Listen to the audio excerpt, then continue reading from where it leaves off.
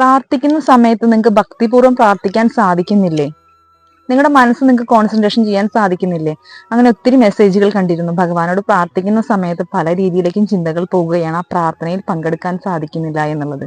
അങ്ങനെയാണെങ്കിൽ നിങ്ങൾക്ക് ഞാനൊരു സൊല്യൂഷൻ പറഞ്ഞു തരാം. ഞാൻ ട്രൈ ചെയ്ത കാര്യമാണ്. ഞാൻ ട്രൈ ചെയ്ത കാര്യം എനിക്ക് ധൈര്യപൂർവ്വം നിങ്ങളോട് പറയാൻ സാധിക്കും. എനിക്ക് റിസൾട്ട് കിട്ടിയ കാര്യമാണ്. ഞാൻ ഇവിടെ വന്ന് പറയുന്നുണ്ടെങ്കിൽ ആ മിക്ക കാര്യങ്ങളും ഞാൻ ട്രൈ ചെയ്ത കാര്യങ്ങളാണ്. അതുകൊണ്ടാണ് ധൈര്യപൂർവ്വം എനിക്ക് പറയാൻ സാധിക്കുന്നത്.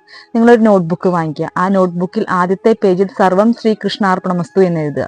നെക്സ്റ്റ് പേജിൽ ഭഗവാന്റെ നാമങ്ങൾ എഴുതുക. തുടക്കത്തിൽ ആദ്യ ദിവസങ്ങളിലൊന്നും നമുക്ക് ആ റിസൾട്ട് അറിയാൻ സാധിക്കില്ല. പിന്നീട് പോകെ പോകെ നമുക്ക് ആ ഒരു റിസൾട്ട്, ഭഗവാനോട് അടുക്കുന്ന ആ ഒരു റിസൾട്ട് നമുക്ക് അറിയാൻ സാധിക്കും. നെക്സ്റ്റ് ഡേയ്സിൽ നിങ്ങൾക്ക് തീർച്ചയായിട്ടും ആ ഒരു റിസൾട്ട് നിങ്ങൾക്ക് അറിയാൻ സാധിക്കും. ഭഗവാന്റെ ആ രൂപം, ആ ദിവ്യ രൂപം നമ്മുടെ മനസ്സിലേക്ക് തെളിഞ്ഞു വരും. തീർച്ചയായിട്ടും നിങ്ങൾക്ക് ട്രൈ ചെയ്ത് നോക്കാൻ സാധിക്കും. ഭഗവാന്റെ നാമങ്ങൾ എഴുതുക. പിന്നീട് ഗുരുവായൂർ പോകുന്ന സമയത്ത് ഭഗവാൻ അത് സമർപ്പിക്കുക.